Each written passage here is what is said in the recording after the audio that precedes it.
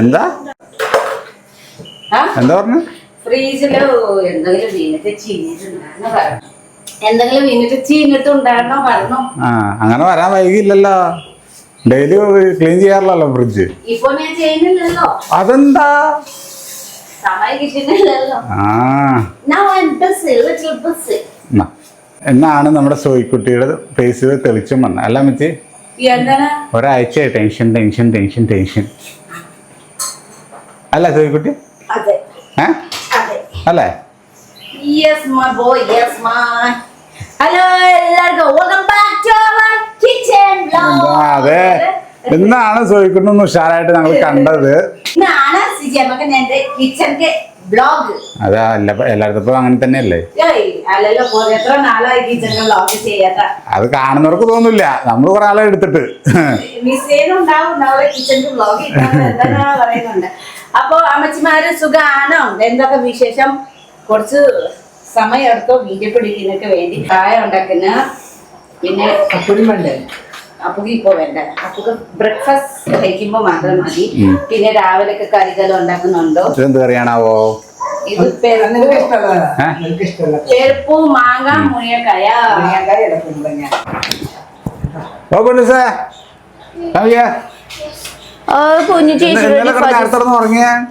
ഇന്നലെ റൊണാൾഡോയുടെ കളി ഉണ്ടായിരുന്നല്ല, നിന്റെ ഫേവറേറ്റ് ആള് ജയിച്ച് ഹാവിയായി 2 ഗോൾ അടിച്ച് റൊണാൾഡോ. എന്തുകൊണ്ടാ റൊണാൾഡോ ഫാനായെന്ന്? കൊറേ മക്കളുള്ളതാണോ? കൊറേ മക്കളുള്ളതുണ്ട്. അപ്പൊ ഒരാൾ കമന്റ് ഇട്ടേക്കാണേ കൊച്ചു. അപ്പൊ ഒരാൾ കമന്റ് ഇട്ടേക്കണേ കൊച്ചു പറയാണ്ട് പറയുന്നു കൊച്ചിന്റെ ഒരു കൂട്ട് വേണമെന്ന്. Thank you, bye, love you. കൂട്ടുക ആക്കാം അല്ല ചിന്തരി, കൂട്ടുക ആക്കാം വേണ്ട.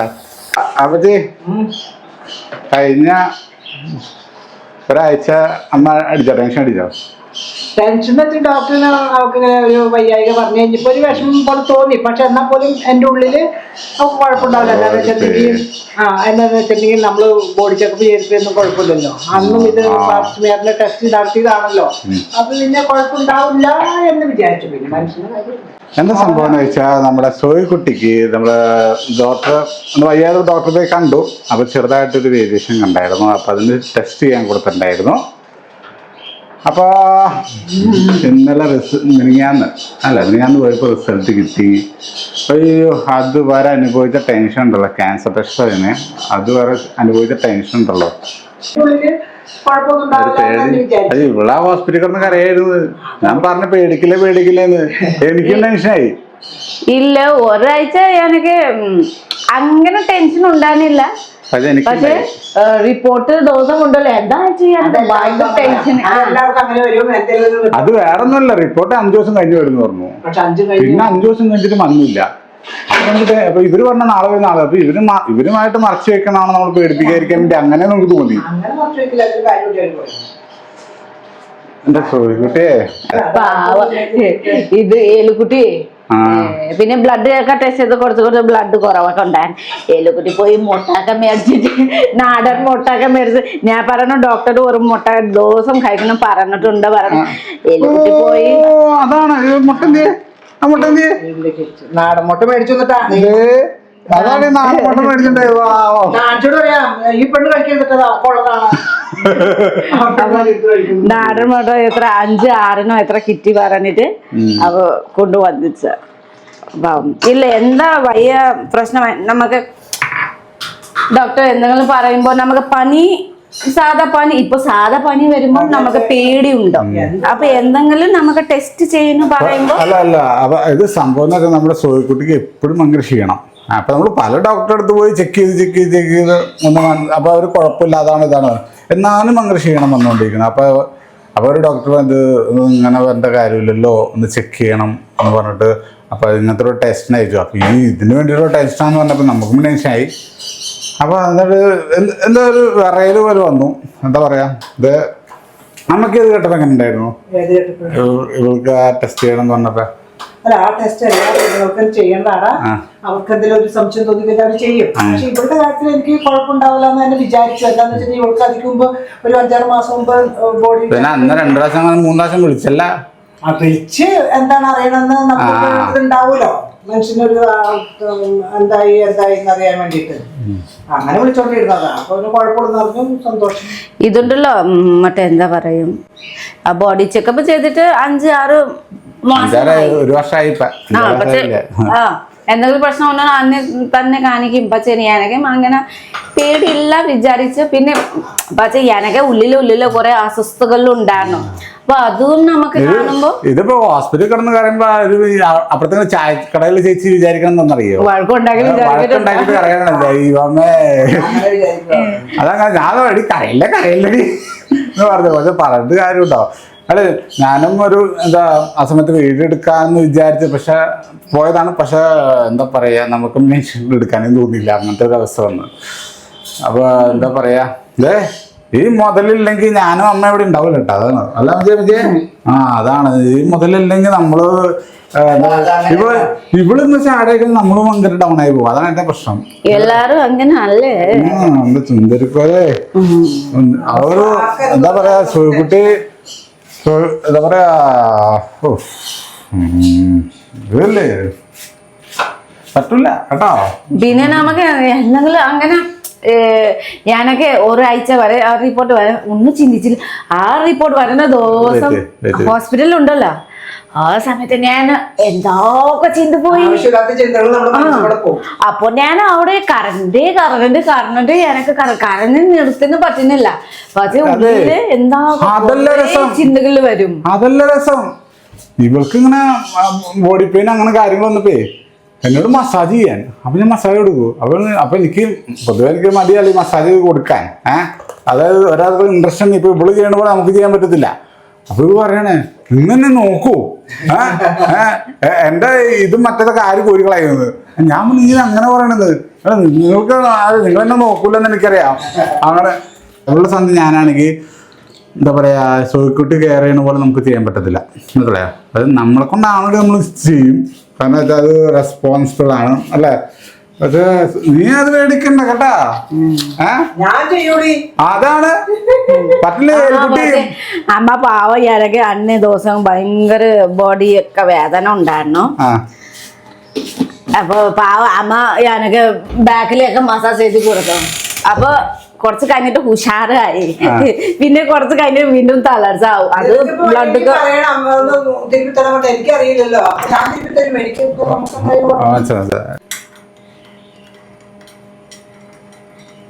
ഉണ്ടായിരുന്ന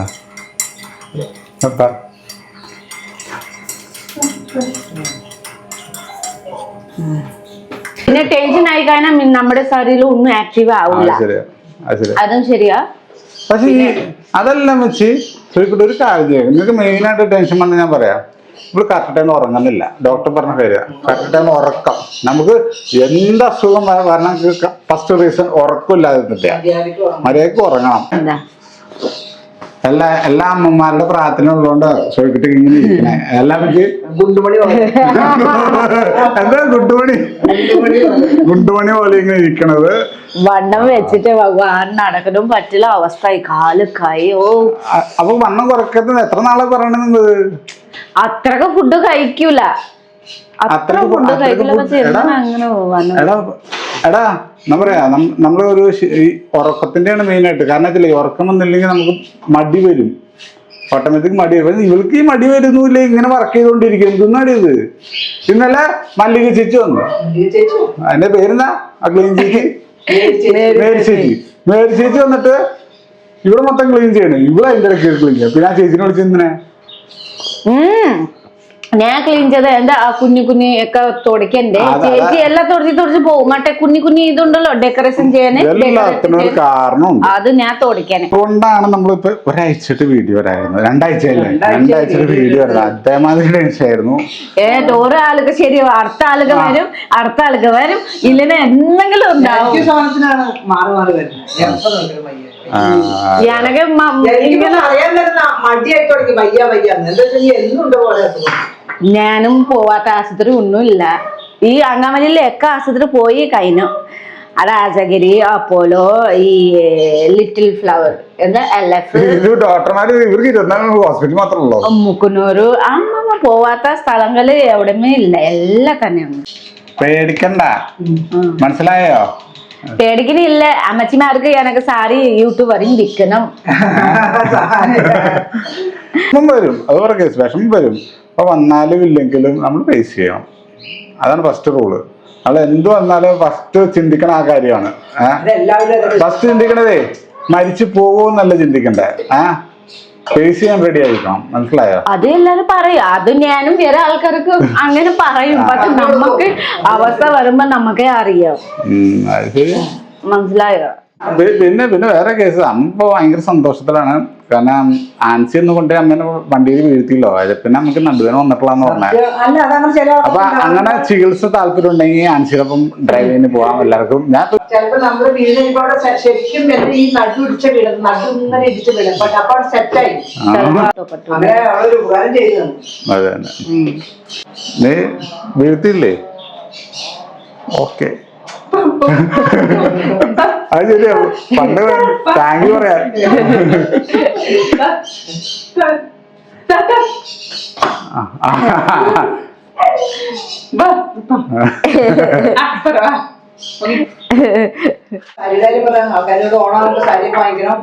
ഓണം വരുന്നുണ്ടോ? ഞാൻ സാരിക്ക് കളക്ഷന് കുറെ കൊണ്ടുവരുന്നുണ്ട്. ഞാൻ കൂടുതൽ ഇപ്പൊ മോൾക്കട്ടനാണ്. കാരണം ഓണത്തില്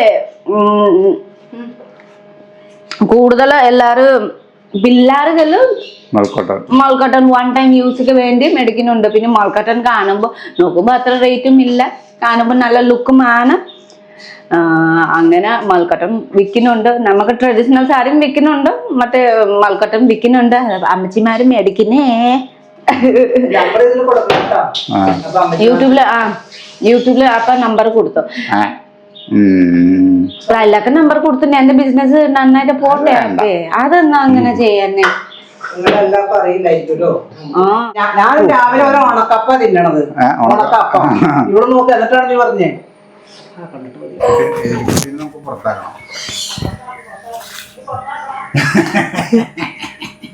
തോനം. അതെ, ഞാൻ ആരെ പിടിക്കില്ല. തോനം ആര് നിന്റെ കിളി തോന. ഇപ്പൊ ചോന ആണോ? പണ്ട് അപ്പോ കുട്ടീന് മറ്റേ റിസൾട്ട് വന്നല്ലോ. അതൊരു ടെൻഷൻ ഉണ്ടായിരുന്ന? അന്നേരം എനിക്ക് ടെൻഷൻ ഉണ്ടായി. എന്നാ നമുക്കറിയാമോ കോപ്പ് ഇതിനെന്തിനും വന്നു പോയാൽ ഞങ്ങളുടെ എല്ലാം കഴിഞ്ഞ്. എല്ലാവരുടെയും അത് ഒരാളുടെ തന്നെയല്ല, എല്ലാവർക്കും. അതങ്ങനെയാണ്. അവളെ എല്ലാവർക്കും എന്ത് വേണേലും ചെയ്യും, എന്ത് വേണേലും സഹായം. ഇപ്പൊ ഞാനവിടെ കിടന്നാലും എന്നെ വന്ന് നോക്കാനെടുക്കാൻ നമ്മൾ മാത്രമേ ഉള്ളൂ. നിന്റെ അമ്മ വരുമൊന്നുമില്ല. ചോദിക്കുന്നുണ്ട്. അതൊരു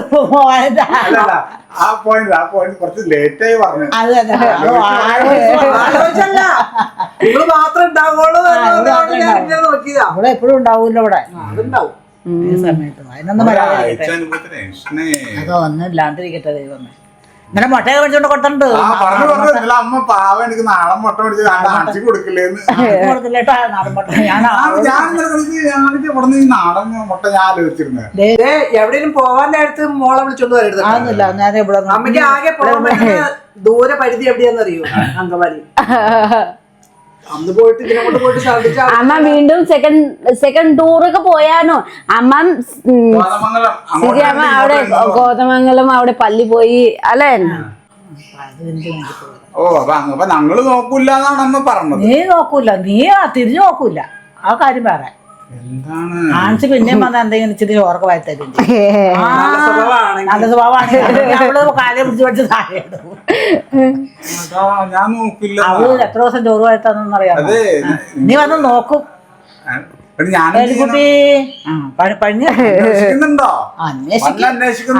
അന്വേഷിക്കും. നിങ്ങളവിടെ മോള് പപ്പടം പോലെ കൂടി വീണ് കിടന്നപ്പോ ഞാനുണ്ടായിരുന്നു താഴെ. മനസ്സിലായോ? ഞാനാണ് എപ്പോഴും വണ്ടി കൊണ്ട് ഞാനാണ് ഹോസ്പിറ്റലിൽ എടുത്ത് പൊക്കിക്കൊണ്ട് എല്ലാം മറക്കുന്ന ഇതാണ്.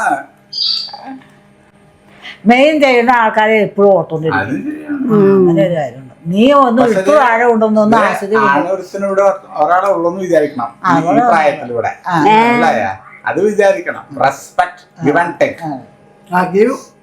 Give respect. ഗിവുന്നുണ്ടല്ലോ, ഗിവുന്നുണ്ടല്ലോ. എല്ലാവർക്കും അവിടെ നല്ല സഹായിയാലും ഇപ്പൊ ഇവിടെ അമ്മ ഇടുന്നാലും ആർക്കായാലും ഒരാൾക്കായാലും എല്ലാവർക്കും ടെസ്റ്റ് വന്നെങ്കിൽ 10 വരുമ്പോഴാണ് അറിയായിരുന്നത്. ഹോസ്പിറ്റലിൽ നമ്മുടെ അടിയാണെന്ന്. പാവം. അത് എല്ലാവർക്കും അങ്ങനെയാണ്. എല്ലാവർക്കും ഉണ്ടാവും ടെൻഷൻ വരൂടാ. എന്താണ് എനിക്ക് പോയി വന്നാലേ ഞാനിട്ട് കൊച്ചിലോട്ട് പറഞ്ഞൊന്ന് വിളിച്ചു എനിക്ക് തന്നെ ചേച്ചിക്ക് എന്നെ പറഞ്ഞെന്ന് അറിയാറുണ്ട്. എനിക്ക് ഭയങ്കര ടെൻഷനാണ്. ഞാൻ പറയാം 2 അമ്മമാര് പറഞ്ഞ അപ്പൊ നീ അത് കൊച്ചിട്ട് കാര്യമൊന്നുമില്ല. നീ കൊച്ചിട്ട് കാര്യമൊന്നുമില്ല. കൊഞ്ചിട്ടിയാ കൊതിച്ചിട്ട് കാര്യമില്ല. കൊതിച്ചിട്ട് കാര്യം കൊതിച്ചിട്ട് കാര്യമില്ലാന്ന് ഞങ്ങള് നല്ലത് പറയും അവിടെ.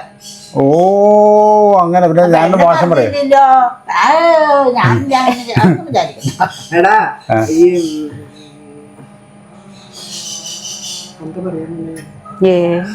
ശരിയാക്കില്ല. അയ്യോടാ കൊണ്ടില്ല അങ്ങ് വന്നേ. അത് ഉണ്ട്. ഒരു കൊട്ടലിന് കിട്ടി. ഇപ്പൊ ഇങ്ങനെ ഈ സാരിയുടെ ഇത് ഇങ്ങനെ തുടങ്ങിയേക്കണോണ്ടേ കൊറേ ചിന്തകൾ മാറാനായിട്ട് ഇപ്പൊ എനിക്ക് സോറത്തിന് ഞാൻ വൈകുന്നേരം വന്നാലും സോറത്തിന്റെ ഇപ്പൊ നമ്മൾ അത് മേടിച്ചു അല്ലെങ്കിൽ അവര് മേടിച്ചു ഇവര് മേടിച്ചു അവര് അപ്പൊ അവർക്ക് ആണെങ്കിൽ കുറെ അതിൽ എൻഗേജ് ആവുമ്പോഴേ ഇങ്ങനെ വേറെ ഒന്നും ചിന്തിക്കാൻ സമയം ഉണ്ടാവില്ല. അത് തന്നെ വേറെ ആവശ്യമില്ലാത്ത കാര്യങ്ങളൊക്കെ അല്ലെങ്കിൽ നമ്മൾ ചുമ്മാ ഇരിക്കുമ്പോ അയ്യോ അതെന്താണ് ഇതെന്താണ് അല്ലെങ്കിൽ അങ്ങനെ ഇല്ല ഇങ്ങനെ ഇല്ല. ഇതിപ്പോ ഫുൾ ടൈം അനുഭവിക്കണേ. ഞാൻ ആ കട്ടിലിൽ കിടന്നിട്ട് രാത്രി കിടമ്പോ ഒരു കരത്തിലുണ്ട്. എന്താണ് എന്താണ് എന്നെ നോക്കുവോ? എന്നെ നോക്കൂ ഇവിടെ. നീ എന്നെ നോക്കുവോ? ഞാനൊന്ന് മസാജ് ചെയ്ത് കൊടുത്തില്ലെന്നും പറഞ്ഞിട്ടാണ് ഈ വർത്താനം. നീ എന്നെ നോക്കൂല. എന്റെ ഒറ്റപ്പുറ കിടന്ന് ഉറങ്ങണ്. അവിടെ നീ എന്റെ മറ്റേത് കോരുവോ അത് കോരുവോ? എടീ ഞാൻ അതിനിപ്പോ നിനക്കൊന്നുമില്ലല്ലോ, നീ പേടിക്കാണ്ടിരിക്കുന്നു പറഞ്ഞ് ഒരു മസാജ്. അതുകൊണ്ടാണ് ഞാൻ ഈ സാധനം മേടിച്ചു കൊടുത്ത മസാജർ. അത് വെച്ച് അത് കാലിൽ വെച്ചിട്ടുണ്ടിരിക്കാൻ മതി. പക്ഷെ നിന്റെ കയ്യില് ചെയ്യണു. അത് തന്നെ അത് തന്നെ എന്റെ കയ്യിൽ അവനെ ഓർക്കാതിരിക്കാൻ വേണ്ടി. അത് തന്നെ എന്റെ കയ്യിൽ തന്നെ മസാജ് ചെയ്യണം. എന്തൊക്കെയാണ് ഉള്ളത്. അപ്പൊ ഇന്നത്തെ കാര്യങ്ങൾ ഇങ്ങനെ ആണ് കേട്ടോ. 2 ആഴ്ച ടെൻഷനായിട്ട് വീട്ടിൽ തന്നെ ഉണ്ടായിരുന്നോ. അപ്പൊ കുഴപ്പമില്ല, ശരിയായി, സന്തോഷമായി. അടുത്ത നെക്സ്റ്റ് വീഡിയോയില് കാണാം കേട്ടോ. ടെൻഷൻ ആയാലും തീറ്റയുടെ കുറത്തിന് കുറവൊന്നും ഉണ്ടായിരുന്നില്ല കേട്ടോ. ഇതിനോട് ഇത് തിന്നണ്ടേ?